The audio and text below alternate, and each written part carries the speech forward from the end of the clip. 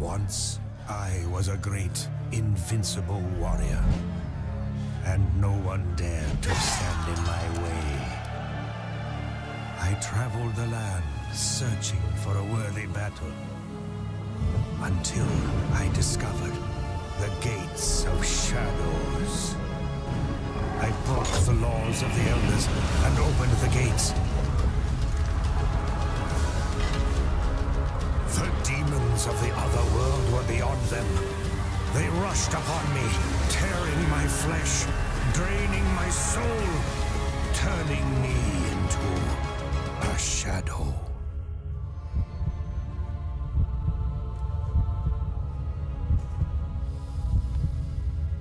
And now, for eternity, I am doomed to wander the world and fight the demons I freed.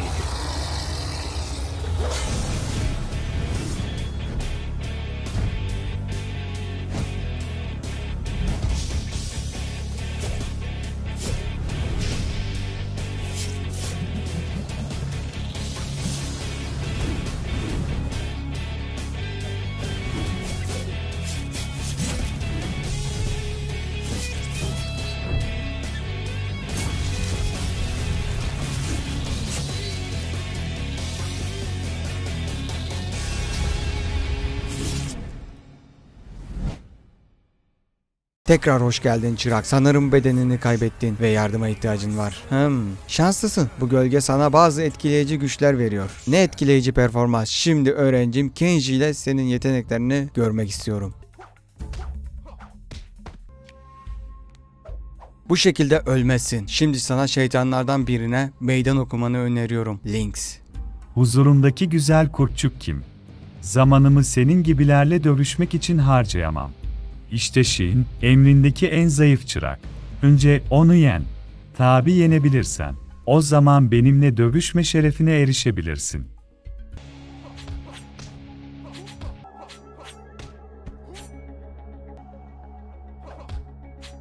Suikastçı birlikin lideri benim, benimle dövüşmeye değmezsin.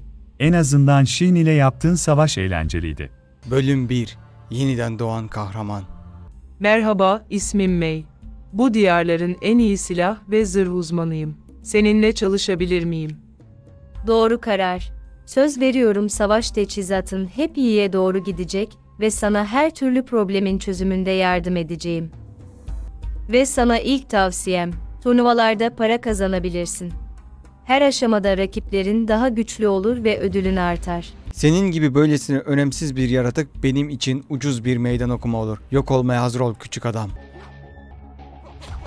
Ben anlamıyorum. Senin kadar küçük bir şey beni nasıl yenebilir? Hatanı düzeltmeye mi çalışıyorsun? Kapıları açtın ama yalnızca ebediler gölge sirayetini saf dışı bırakabilir. Bizlerden biri değilsiniz. Siz zayıfsınız. Aynı diğerleri gibi ölmelisiniz. Magma damarlarımdan akıyor. Yeni bir hayatı arındırmak için tüm araziyi kaplayacak. Bu kilerde ne böyle ve biz burada ne yapıyoruz? Burası ebedilerin alanının adresi. Uykuları 1 milenyum sürdü ama gölge kapıları dünyayı tehlikeye attı. Uyandılar. İyiymiş, yani kapılarla hızlı ve kolay biçimde başa çıkmamız için bize yardımcı olacaklardır. Of, hayır. Kapıları yok etmediler ama tüm insan ırkını da yok etmeliler. Onlar için bu yıkım ve yaratmanın bir diğer döngüsü sadece. Tüm ebedilerden önce uyanan ilk ben oldum. Birçok savaşçı ellerimde ölmeye gelecek. Görevimi tamamlamalıyım.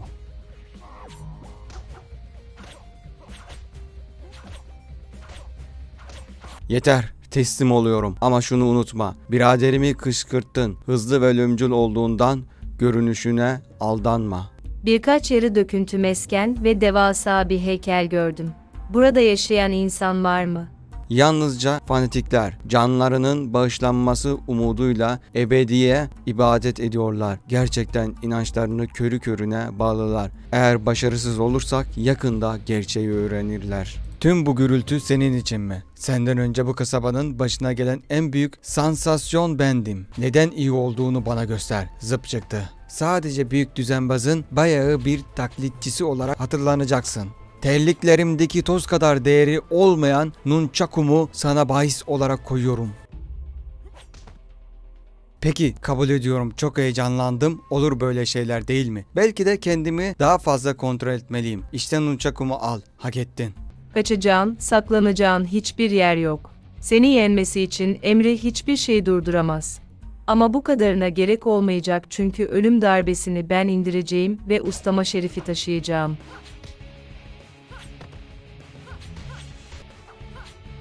Yenildim mi? İmkansız. Emir bu rezaleti affetmeyecektir. Avlanacak ve cezalandırılacaksın, gölge. Lynx ile ilk dövüştüğümde onu kolayca yendim. Ama maskesini indirdiğimde bir salakla karşılaştım. Sonrasında pençelerinin boynumun ardına sapladığını hissettim. Ondan beri ona hiç hizmet etmedim. Yenilgim yalnızca Lynx'in güçlenmesine hizmet eder. Her dövüşte hareketlerini, becerilerini ve seni nasıl yok edeceğini daha fazla öğrenir. Onur ve gelenek mi? Emir benim için yalnızca bir oyun alanı. Küçük bir eğlence. Zaten muhteşem olan kılıç becerilerimi bileme yolu. Ve onları sana şimdi göstermekten memnuniyet duyarım.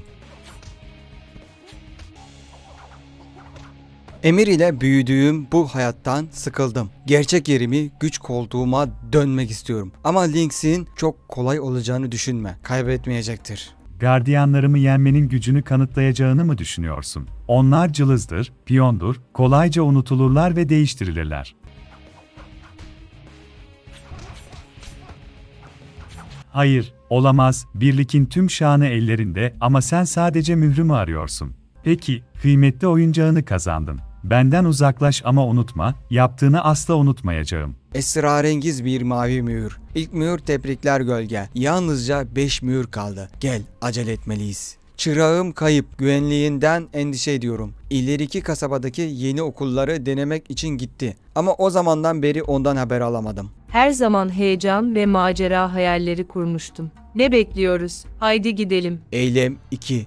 Gizli patika. Bu kasaba dövüş okullarıyla bilinirdi. Şimdi bir kalıntıdan ibaret. Çok fazla yıkım bunu ne yapmış olabilir? Haydi ne olduğunu anlatabilecek birini bulalım. Orada genç bir adam var. Belki o yardımcı olabilir. Sen bize burada ne olduğunu anlat. Şüphesiz siz Hermit'in karşılaşması için buradasınız. Sıraya geçin ama denemek için şans bile bulamayacaksınız. Mükemmel rakip arayışında diyarları gezerim ama öylesine henüz rastlamadım. Acaba aradığım sen olabilir misin? Hermit'in turnuvası yalnızca bir gösteriş fuarıydı. Önemli olan ustalığı ve vahşi gücü değil. Eğer yeteri kadar becerikliysen Nagina tam senin olabilir.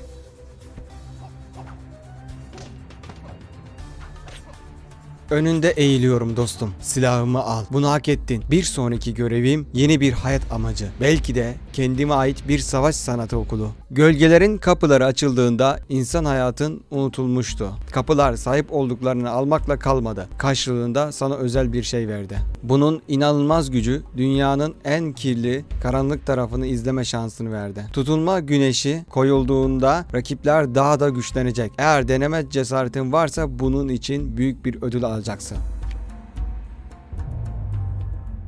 Eğer daha fazla gölge küre toplamak istersen tekrar bir sonraki tutulmayı bekle. Ben gerçek seçilmişim. Hermit'in öğretilerine değen tek kişi. Bunu kanıtlayacağım ve sonrasında kendi okulumu açacağım. Kendini yenilgiye hazırla. Beni yendiğine inanamıyorum. Hermit buraya hiçbir şeysiz geldi ve doğudaki en iyi dövüş okulunu inşa etti. Belki de kendi okulumu açarsam öğrenmem gereken ders tevazudur. Yaşlı bir adamın verdiği hasara bak. Böylesine bir güçle benim neler yapacağımı hayal et. Hermit'in gizli bilgisine ulaşmalıyım.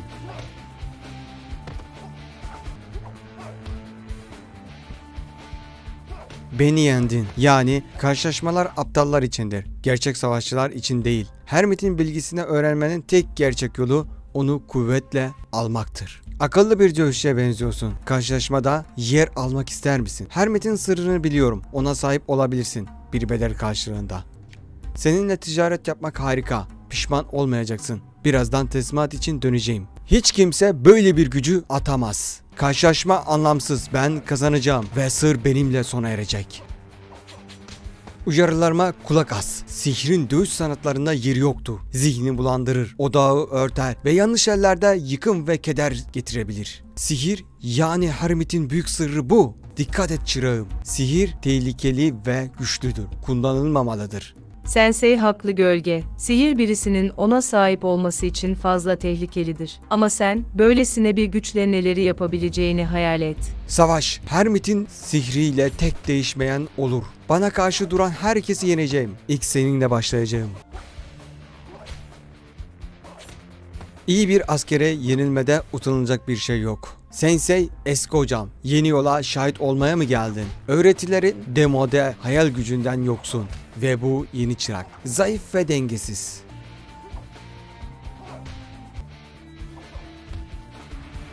Crane, nasıl böylesine düştün? Yoldan bu kadar ayrıldın. Neye dönüştün? Eski yolları terk mi ediyorsun? Sana öğrettiklerimi unutuyor musun? Yazıklar olsun. Beni affet Sensei. Sana ve kendimi utanç kaynağı oldum. Çırağın yolumdaki hataları bana gösterdi. Beklediğim sen olabilir misin? Haydi becerilerini test edelim.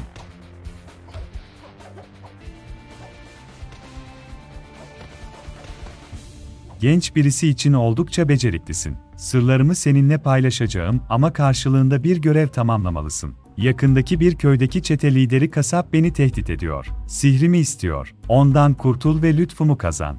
Şimdi git ve felaket tohumu dik.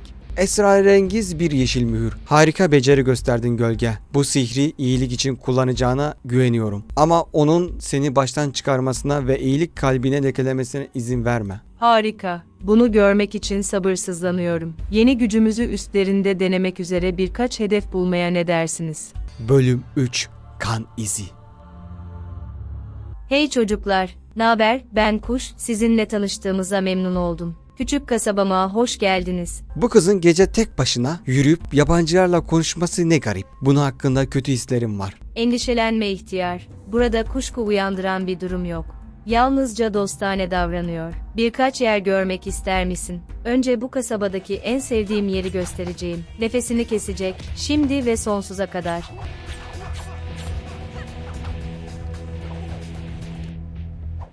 Bana zarar verme. Sadece yanlış insanların arasına karıştım. Gitmeme izin ver, sana seyyahları dolandırmayacağıma söz veriyorum. Hayır, sen kuşa zarar verdin. Aşkıma yaptığının bedelini ödeyeceksin.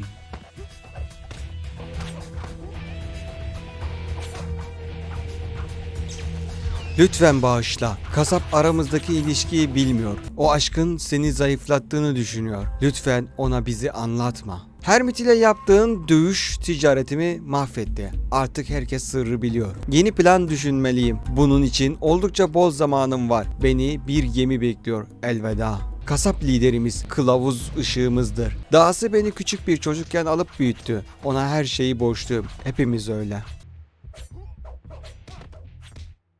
Anlamıyorum. Neden kimse yardımıma gelmedi? Kasap beni kullanmış olabilir mi? Hayır. Buna inanmayı reddediyorum. Değersiz aptal boğa ile mi tanıştın? Kasap onun anne ve babasını öldürmüştü. O veledin yaşamasına izin vermenin hata olduğunu düşünmüşümdür.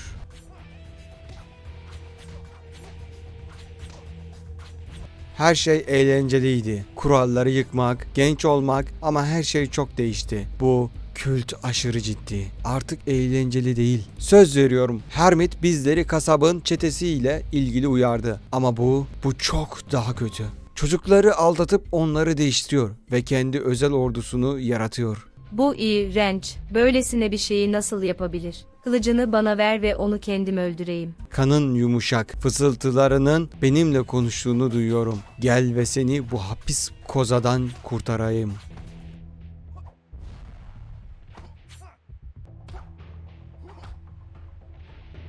Yenilgimin anlamı yok. Bu adam mezarın olacak. Kasap hayatını sonlandıracak. Ben kasabın en sevdiği karısıyım. Ustamın kutsal yüzüne dokunmana izin vermeyeceğim. Korkma sana pisicik. İşte katanamı sevdin mi? Erkeklerin parlak oyuncaklardan bıktı. Eğer beni yenebilirsen bu senindir.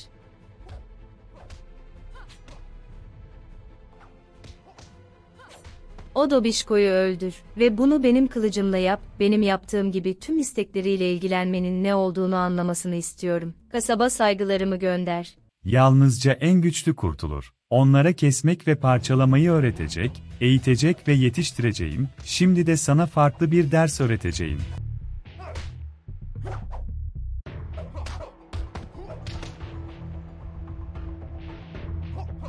Ben cani değilim. Bu çocuklara bir hediye sundum. Gücün ve şiddetin hediyesi. Göreceksin. Öğretilerim sayesinde besin zincirinin en üstünde olacaklar. Artık geri dönmek yok. Yolumuz denize uzanıyor. Bir tekne bulmalıyız. Hey, o eleman onu bir teknenin beklediğini söylememiş miydi? Gitmeden önce limanda onu yakalayalım. Yine mi siz? Başıma bu sefer nasıl bir bela açacaksın? Peki size yardım edeceğim. Yalnızca bu sefer. Ama hala kızgınım. Acele et. Sahne 4. Korsan tahtı. Gittiğimiz yer hakkında daha önce bir şey duydun mu? Yöneticisi kim? Evlat. Tabii duydum. Bir süre önce korsan kral kayboldu. Kız kardeşi Wasp başa geçti ve artı limanı o kontrol ediyor. Wasp da sahibine şans getiren sihirli bir muska olduğunu söylüyorlar. Muska mı dedin? Bu kulağa tanıdık geliyor. Aradığımız şeyin o olup olmadığını merak ediyorum. Wasp'a ulaşmak kolay olmayacak. Bu aralar başı belada ve saklanıyor. Neyse sorun değil. İyi bir iş bekliyor. İyi şanslar. Sana ve tüm yaygarana lanet olsun. Ben barışsever bir adamım. Savaşında yer istemiyorum. Yalnızca yaşamama izin ver ve huzur içinde yaşa. O kan emicilerle yıllardır savaşıyorum. Eğer bugün şansım yaver gitmediyse sahip olduğum en değerli şeyi alacaksın. Mızrağımı. Bu mızrağı benim yerime senin kullanman daha iyi oğlum. Ben oltamla devam edeyim ve sen sürdüreceğine ve bu kıyıma bir son vereceğine inanıyorum. Sen de kimsin? Bu liman kapalı ama gemin hoşmuş. Yeni kan adına onu talep ediyorum. Yani sen sert adamsın, öyle mi? Neler yapabileceğini bir görelim. Yani bu yeni kan arkadaşlarıyla tanıştın. Wasp'ın tayfasından bazıları isyan çıkardı ve gemileri aldı. Onun tarafından birkaç sadık tayfa kaldı. Ama hala saklanıyorlar. Gitsem iyi olacak. Asi aptal fare. Kraken'le uğraştığını gördüm. Biliyorsun, Wasp senin gibi bir savaşçıdan yaralanabilirdi. Yeni kan aptallarının geri kalanıyla da başa çık ve kaptan seni zengin yapsın. Korsan kral iz bırakmadan kayboldu. Wasp başa geçti ve hiç kimse babasının nereye gittiğini sormadı. Sana diyeyim, bunda bir şeyler var. O kıza ya da sana güvenmiyorum. Yanlış tarafı seçtin delikanlı. Wasp'ın seninle işi bittiğinde sen de aynı babası gibi kaybolacaksın. Şuraya yazıyorum. Wasp'ın eski köpekleri mi seni gönderdi? Yanlış adama para yatırmışlar. Seni Serendire'ye basacağım ve sen de diğerleri gibi batacaksın.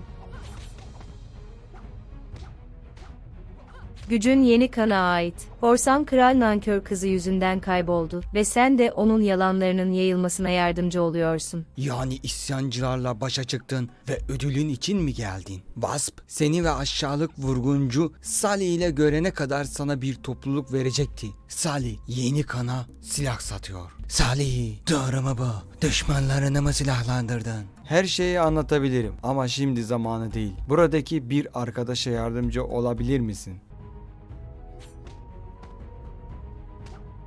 Senin gibiler yüzünden bu savaşı kaybedebiliriz. Kardeş kardeşi öldürüyor ve sen onların acılarından kazanıyorsun. Bu şehri canlı terk edemeyeceksin. Bu aptal kız kendini şimdi neye soktu? Benim için olmasaydı Wasp uzun zaman önce ölmüştü. Sen yalnızca temizlenmesi gereken başka bir çöpsün. Eğer korsan kral burada olsaydı bundan hiçbiri olmazdı. O kıza ve aptal hareketlerine lanet olsun. Sana gerçekten teşekkür etmeliyim. Sen gelmeden önce iki sorunum vardı. İsyancılar ve sözde danışmanlarım kontrolümü kısıtlamaya çalışıyordu. Ama senin sayende burada iktidarda olan sadece benim.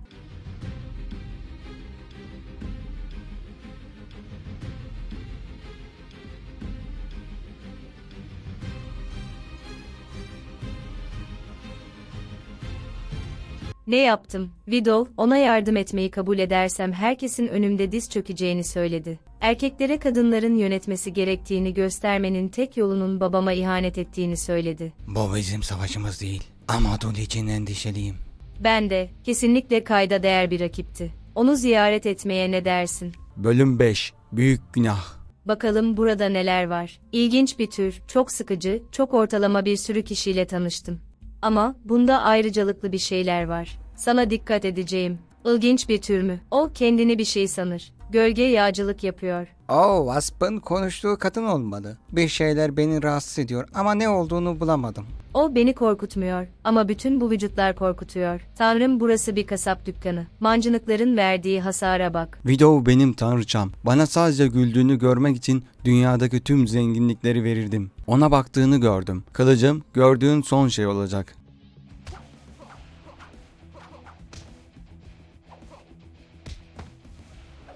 Bir yağmacı olarak geldi ama bir şeyler değişti. Kalbim dul için atıyor ama kaybettim ben. Ben onun sevgisine layık değilim. O güzel kadını unutamıyorum. Gözlerimi kapattığımda tek gördüğüm onun yüzü.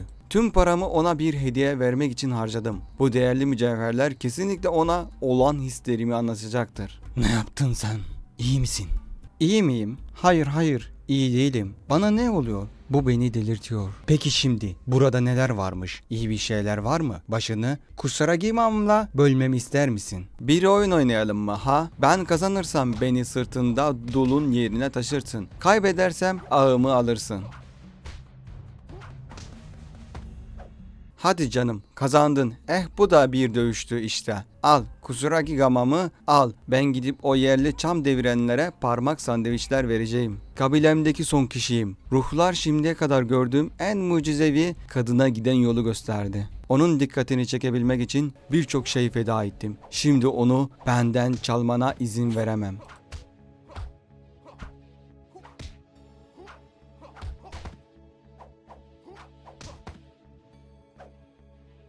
Avlanırken bir yerden ortaya çıktı. Dilimiz tutuldu. Aklım başıma geldiğinde kollarımdan kan akıyordu ve artık kardeşlerim yoktu. Bu adamların hepsi Dolun etkisinden dolayı rekabet ediyor. Ama düzgün düşünemiyorlar, tılsımlanmışlar. Bu yüzden saldırıyorlar. Sinsi de delirdi. Ama Sensei bu seni neden etkilemiyor?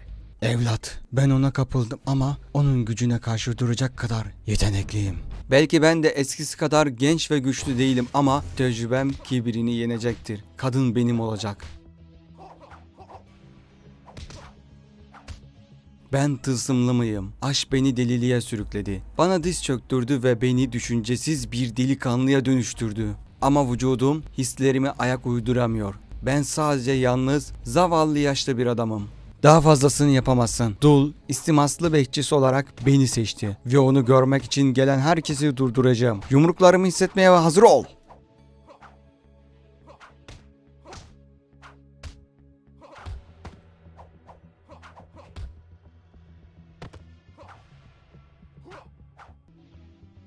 Erkeklerin üzerinde garip bir gücü var. Güzelliğinin ardında sihir var. Karşı duramıyorum ama gerçek doğasını görüyorum. O zalim ve şeytan, sana yalvarıyorum. Beni bu ızdıraptan kurtar. Dul'u sevmek için sihirli bir büyüye ihtiyacım yok. Erkekler üzerindeki gücü beni etkiliyor. Aşk, erkeklerin hür iradesini soymak için mükemmel bir yoldur. Ama nasılsa sende kontrolünden fazlası var. Bunu düzelteceğim.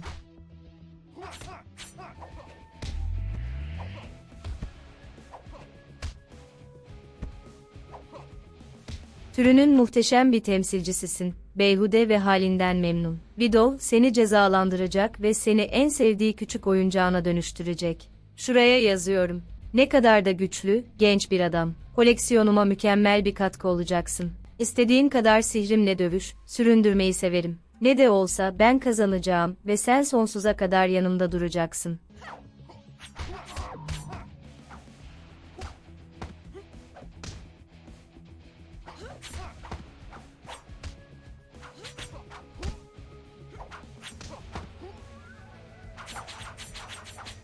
Bir kadın yenmek nasıl hissettiriyor? Sen gölge kapılarını kapatacak kişi misin? Güçlerinin seni ne kadar hızlı parçalara ayıracağına dair hiçbir fikrin yok. Biraz başım dönüyor. Dul'un sihri beni iradesiz aşk hastası bir manyağa dönüştürdü. Beni kurtardığın için teşekkürler. Sana çok şey borçluyum. Beni gerçekten korkutuyor. Ama haklıydı. Gelecek karanlık ve korkutucu bir şey hissediyorum. Dikkatli olmalıyız.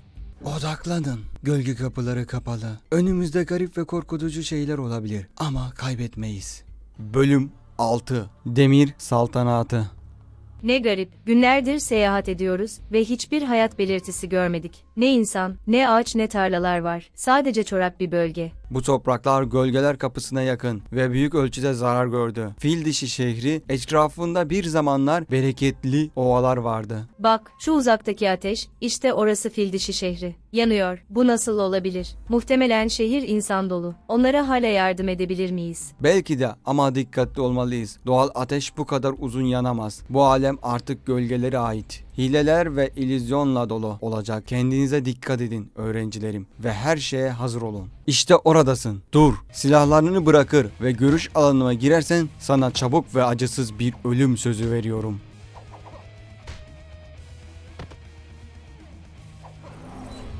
Sen prens, ama ölebilirsin, imkansız, askerler çekilin. İlginç, bu aptallar sanki seni prens olduğunu düşünüyor. Sanırım onlarla birlikte oynamalısın. Babam ellerinde öldü prens. Kaybolduğunda ölümünün intikamının alınamayacağını düşündüm. İntikam saatinin geldiğini gördüğüme mutluyum. Bu birleşme hayatımın tek amacıydı. Yolum burada bitiyor. Eğer kazanırsan silahımı alırsın. Bu dövüş adildi. Yani ilk kez kazanmayı hak ettiğin anlamına geliyor. Kılıcımı al prens. Sana iyi hizmet etsin. Yüzbaşı, bak söylediğim gibi işte orada prens mezardan kalktı. Korkak, seni uzun zaman önce asmalıydım. Kenara çekil ki şu dilenciye onun prens olmadığını göstereyim. Prensim, merhamet et. Bu şehri terk edip bir daha asla elimi silah almayacağım. Sadece değersiz hayatımı bağışla. Lütfen lordum. Prens, bizden gerçekleri sakladın. Hayır, bu bariz bir karışıklık. Seni o sandım ama onu korkutmaları daha iyi olur. Yani benim ustam gibi davranan bir dolandırıcı var. İhanetin onun anısını incitir. Bunun bedelini ödeyeceksin.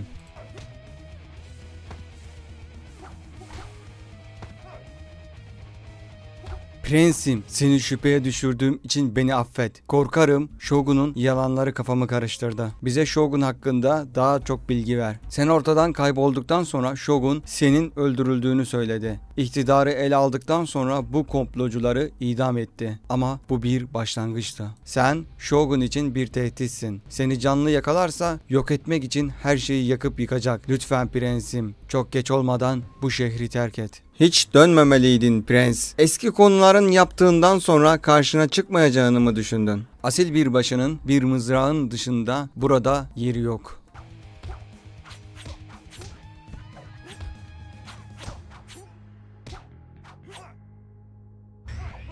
Seni canavar. Benim yenilmem senin için iyi olmayacak. Shogun burada olduğunu biliyor. Her ne planlıyorsan seni durduracak. General, kendine prens diyen bir asiyi hemen bul. O ve yandaşları tutuklanıp idam edilecek. İhtiyacın olan tüm kaynakları kullan. Evet lordum. Onu bulmak için en iyi askerlerimi görevlendirdim. Onlar kaybetmez.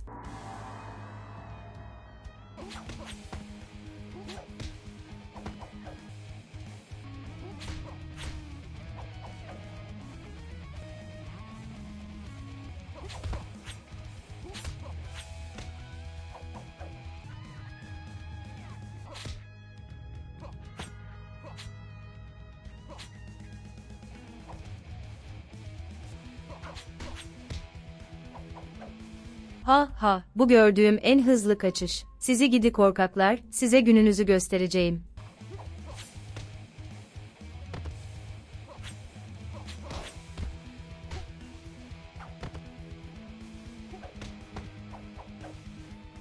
Kaybedenlere merhametin olmadığını biliyorum prens. Ama hazırladığın işkence ne olursa olsun Shogun'un iradesini takip edemeyenleri bekleyen kaderle karşılaştıramayacağım. O halde, buyur işte yıllar sonra. Neden bu kadar geciktin? Açgözlülük ve beceriksizliğinle mahvetmek için başka bir yer buldun mu? Suikastçiler tamamen yenilmedi. Prensin bildiği tek gölgesi sensin.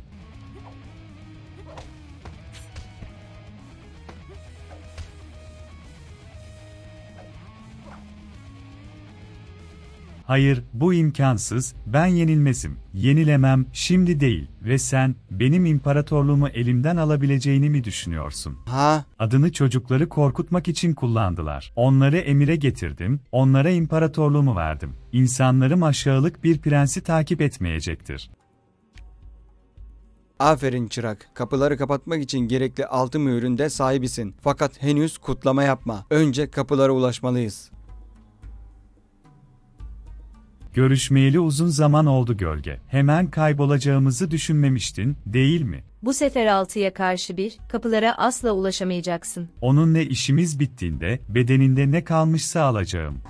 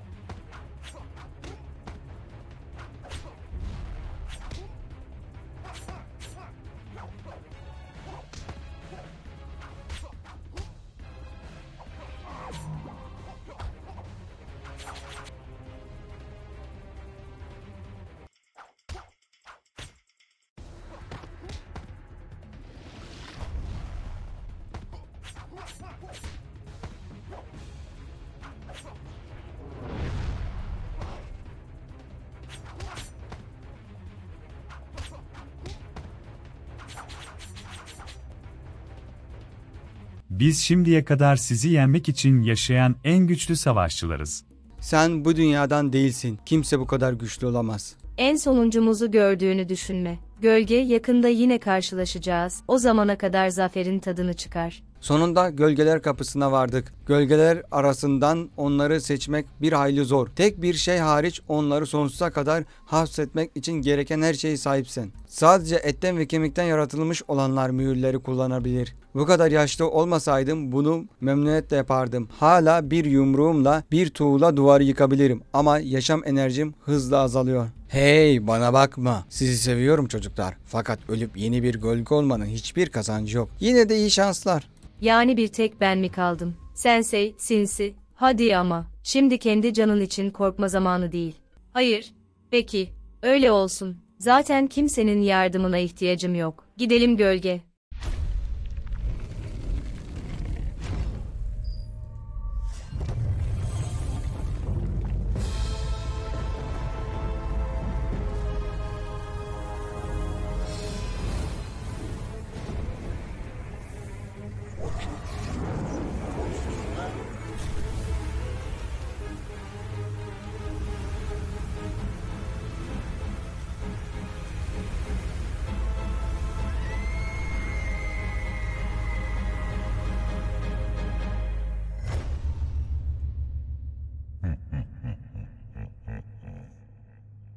May, hayır bu olamaz. Bir şeyler fena halde ters gitmiş. Etkinliklerin beklenmedik dönüşü, arkadaşın gölge için gerçekten çok üzgünüm. Bu başından beri kötü bir fikirdi. Ancak May'i kurtarmak için kapıları açmak zorundayız. Herhangi bir fikrin var mı? Mühürler. Her biri bir şekilde sahibine bağlı gibi görünüyor. Her sahibi tekrar ziyaret etmeliyiz. Muhtemelen mühürlerin nasıl kullanacağını öğreniriz. Ne? Ciddi misin? Ne diyorum? Tabii ciddisin yani. Lynx ilk sırada. Bu yüzden sanırım oradan başlamalıyız. Ara dönem. Bazı atıştırmalıklar almayı denedim ancak parayı yüzüme fırlattılar. Sanırım artık platin paralar kullanımda. Ancak uygun bir oranla altınlarımızı yeni paralarla değiştirmek için birkaç yerel ahmak bulmayı başardım. Bazen kendimle bile gurur duyuyorum. Ne yapıyorsun? Aklını mı yitirdin?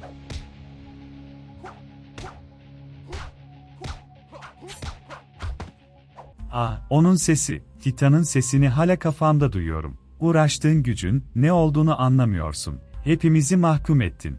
Herkes büyümden korkar ancak burada mevcut çok daha kuvvetli güçler var. Kötü kuvvetleri anlayamıyoruz, korkulması gereken güçler.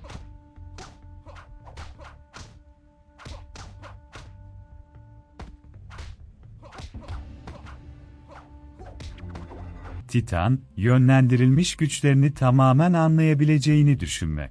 O birinin düşüncelerini, hislerini ve hatıralarını değiştirebilir. Bununla nasıl dövüşebilirsin? Benim canavar olduğumu mu düşünüyorsun? Titan'ın düşmanlarına ne yaptığını görmedin.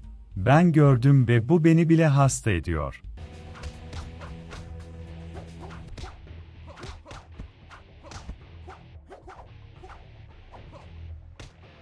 Neden ısrar ediyorsun? Hiç kimse kapıları açmak istemiyor. Birisi seni durduracak kadar güçlü olacak. Burnunu sokarak Titan'ı andırdın. Nereden geldiğini biliyoruz. Yalnızca o farklı. Kendine hizmet etmesi için garip şeyler yaratıyor.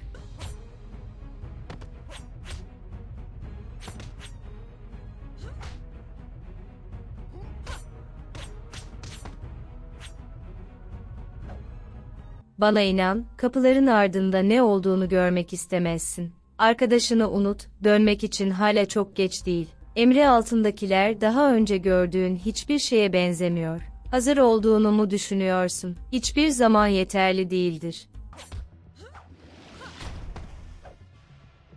Seni en başından beri takip ediyor. Tellerini bir kukla ustası gibi çekiyor. Her yaptığın onun arzu ettikleri. Burası benim krallığım ve senin burayı benden almana izin vermeyeceğim.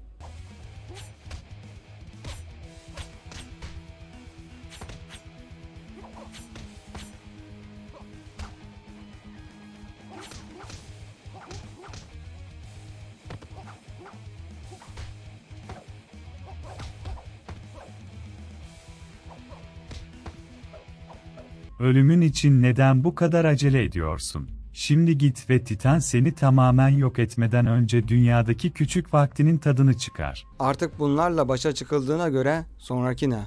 Artık sana kalmış gölge. Onun aletleri ve tecrübesi var. En sonunda hazır. Bu intihar. May'in arkadaşın olduğunu biliyorum. Ama gerçekten bunu yapmak istiyor musun? Gitmek zorundasın. Tartışmak için vakit yok. Şimdi ya da hiç. Ne olursa olsun seninle seyahat etmek benim için onurdu gölge. Korkma çırağım. Kalbin saf, azmin güçlü. Kendine ve eğitmenine güven. Kaybetmeyeceksin. Sahne 7 bölüm 1. Silahlar indi. Benimle gel. Titan gelmeni bekliyor.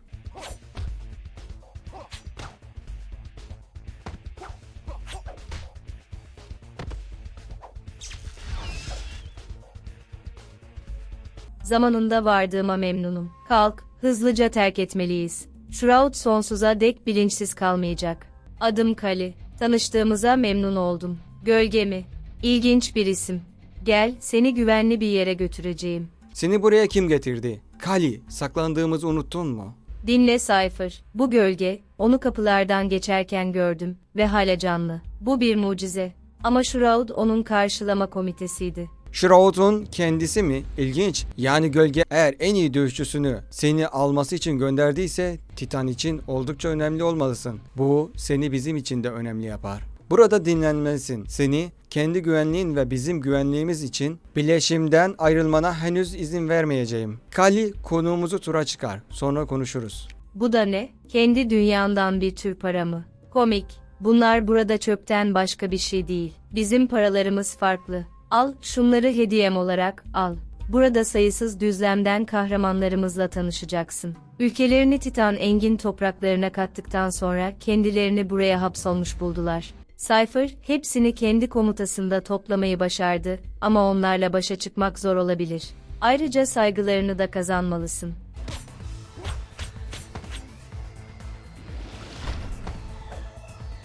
Titan savunma olmayan hiçbir yeri fethetmedi. Her seferinde onu durdurmak için bir şampiyon ortaya çıkar. Ama her şampiyon başarısız oldu ve bunun ardından başka bir dünya onun kaderini takip etti. Bunu kendi gözlerimle gördüm. Shroud öyle bir şampiyondu. Kaybetti ve onurundan taviz verdi. Titan canını bağışladı ama ondan sadık bir köle yaptı. Henüz kiminle uğraştığını bilmiyorsun oğlum. Titan bir canavardır. Karşısındakinin hayatı onun için bir hiç olan bir parazittir. Titanla kavgan kaçınılmaz ama sonuç önceden kestirilemez. Yalnızca gücünden daha fazlasına ihtiyacın olacak. Neler yapabileceğini göster.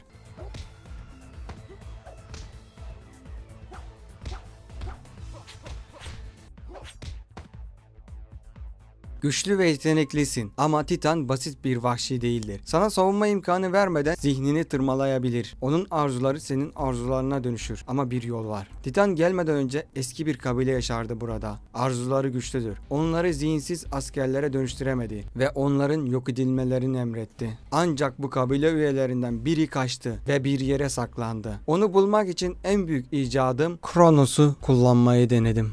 Evet, onu hatırlıyorum. Delirmişti, sonra tekrar kaçtı. Gerçek bir karmaşaydı. Eski adam güçlüydü. Kronos'un hafızasını sildi ve hafızayı bu dünyadaki tüm kötülükleri temizleme fikriyle değiştirdi. Muhtemelen Titan'ın fabrikalarından birinin yakınında. Yani Kronos, eski adamı bulmak için en iyi şansımız gibi görünüyor. Haydi gidelim. Eskilerin sesine yaklaşmaya nasıl cesaret edersin? Hayaletler, Titan'ın güzel diyarlarına yanlış dokunuşu ile sinirle çığlık atıyorlar. Gerçek yüzünü göster canavar.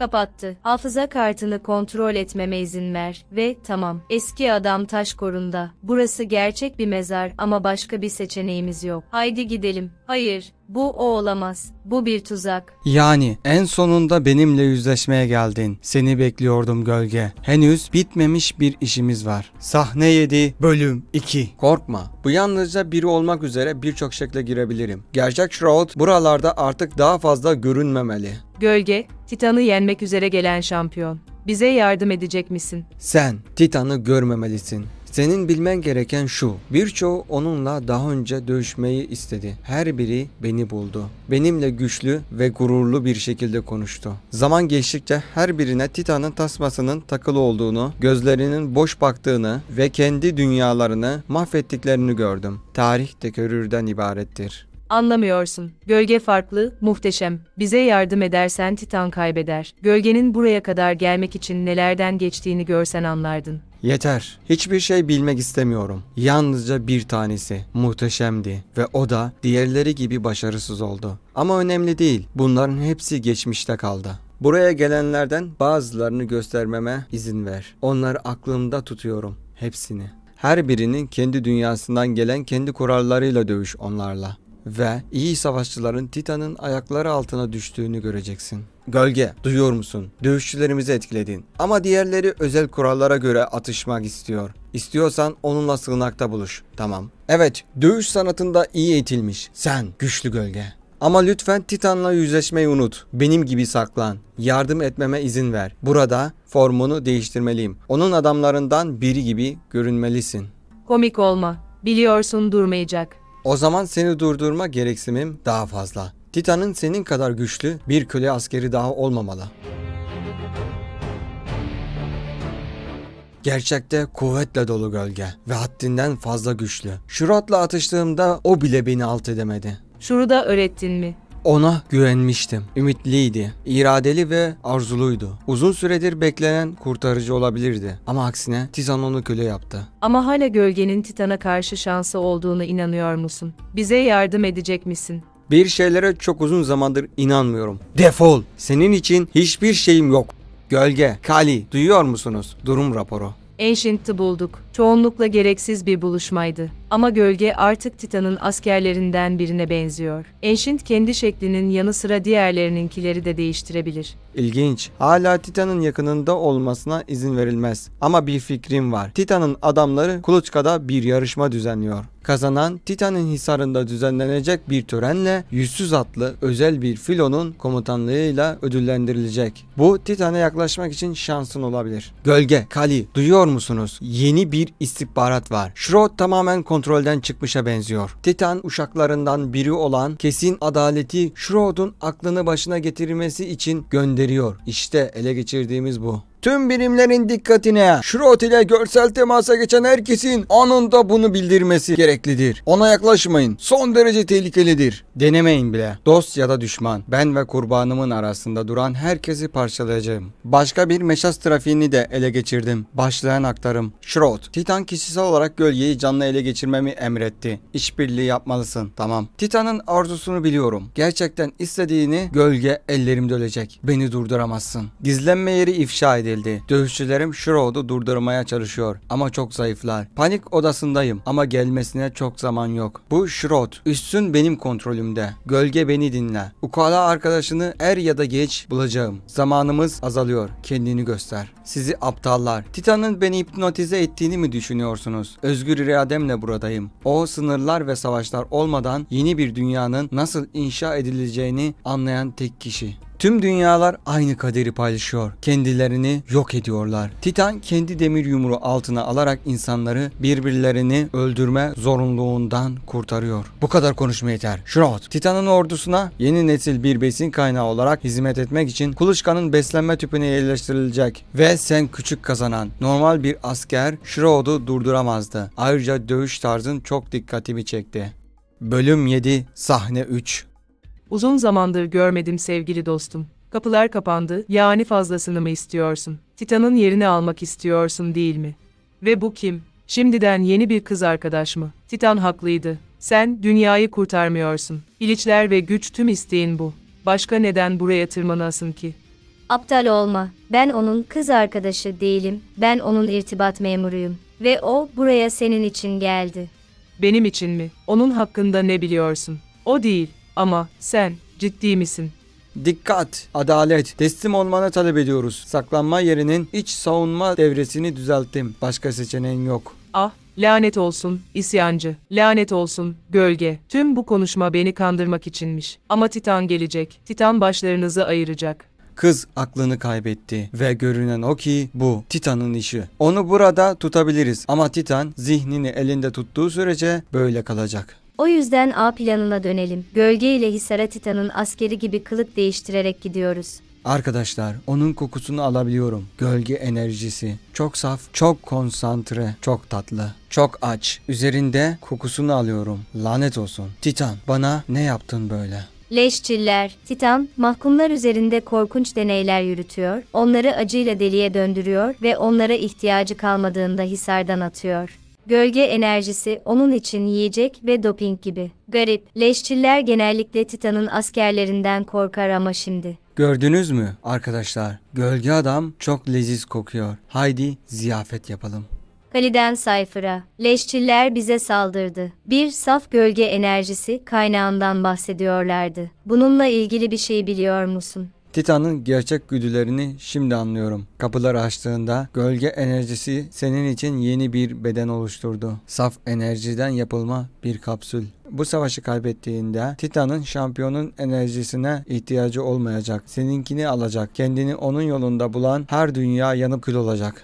Hayır, korku bizim karşılayamayacağımız bir lüks. Neyi muhafaza altında tuttuğun sürece Titan fark etmeyecek gölge. Hisar'a şimdi giriyoruz. Neden tabii? Yaratıklarımı kandırabileceğini mi düşündün? Saf gölge enerjisini biliyorlar, gizleyemezsin. Mütevazi Hisarıma hoş geldin gölge.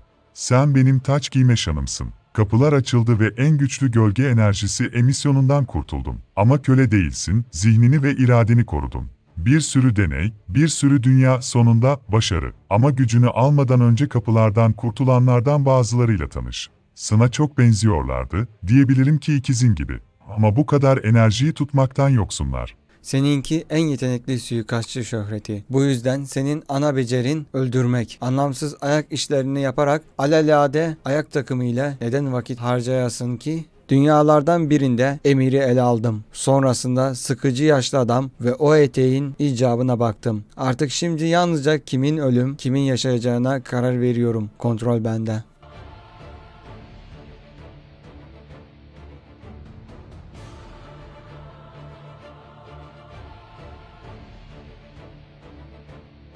Yaşamama izin ver. O hata sana pahalıya mal olacak bir gün. Savaşta ustalık hepsinin üzerinde. İşim yok bu yüzden. Sonsuzluğa meydan okumayı seçiyorum. Böylece kendim sivrilebilirim. Doğu'nun en büyük ustası oldum. Benimle topluluğu kazanan nadir mürit yalnızca üstünlüğümü bana hatırlatıyor.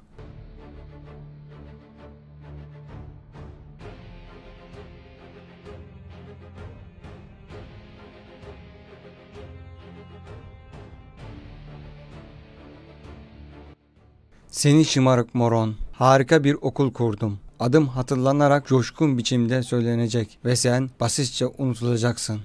Benden korkuyor musun? Garip, biraz daha cesur olsaydın gölge. Ben olabilirdin. Sana tapınan insanları görmüyor musun? Bu açık değil mi? Kasabın çocukları beni kurtarıcıları olarak gördü ve bir tanesi suçlama ve değerlerden kurtardı. Artık onlar benim cemaatim ve onları ben yönetiyorum. Nerede yürürsek orada kan akar.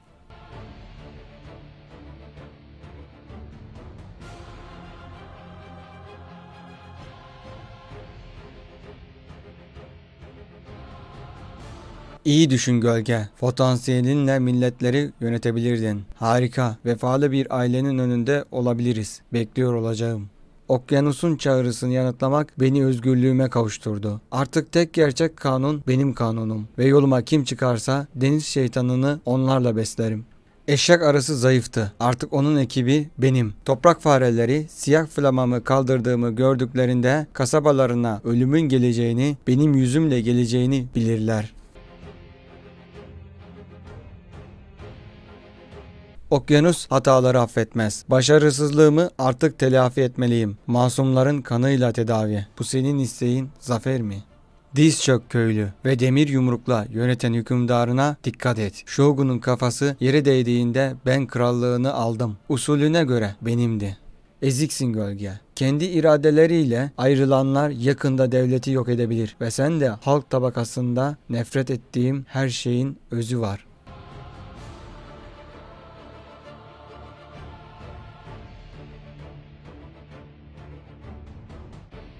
Aşağılık melez, krallığımdan geçmeye cüret edersen tebaam derini canlı yüzecektir. İnanılmaz, gücün emsalsiz, karanlık yarını yenebileceğini hiç hayal etmemiştim. Ama beklentilerimi açtın. Özün, aynı açtığım kapılar gibi bana ait. Bu hiçbir kahramanın koruyamayacağı binlerce dünyanın yolunu bana açacak. Kalbinin çağrısını dinlemek seni benim tuzağıma getirdi. Bedenini kaybederek dünyalar arasında yürüme kabiliyeti kazandın. Ve o yakında benim olacak. Hiddette dolusun, benim dövüşmemi bekliyorsun ama bir daha son kez saf gölge enerjisinin gerçekten ne için yetenekli olduğunu izlemek istiyorum. Sizi anlıyorum lordum. Ne? Nasıl kaçtı? Birkaç ayak takımı çetenin beni bir yerde tutabileceğini mi düşündün? Kanları senin ellerinde. Kevaşe. Kendini dizginle kızım. Düşüşünü görmesi için dostun Cypher'ı getirdim. Ve sen, gölge, inadın için özel bir ödül, benimle dövüşmek. Yapacağın her hareketi sen yapmadan önce biliyorum. Tüm dövüşlerini gördüm. Beni yenmeyi nasıl umabilirsin?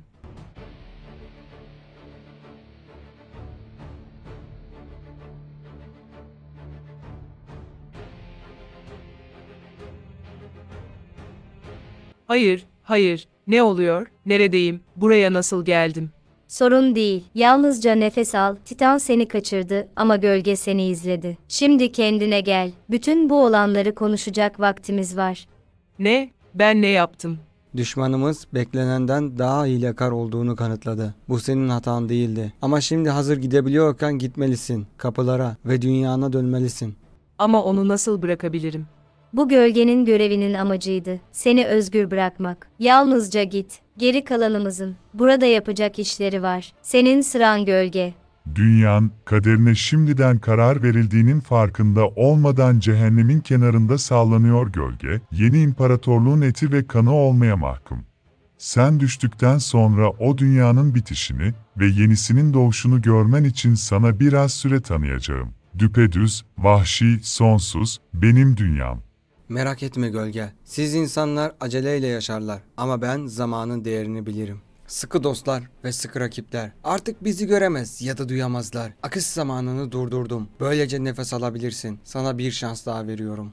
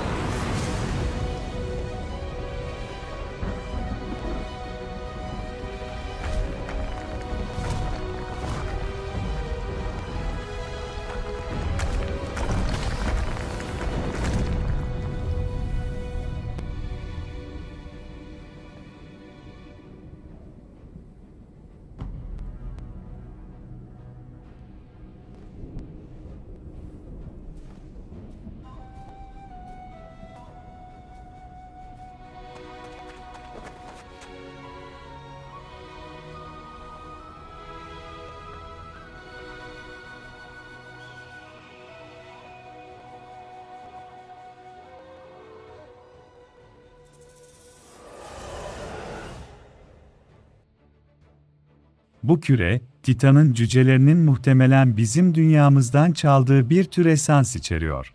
Başıboş bırakılmamalı.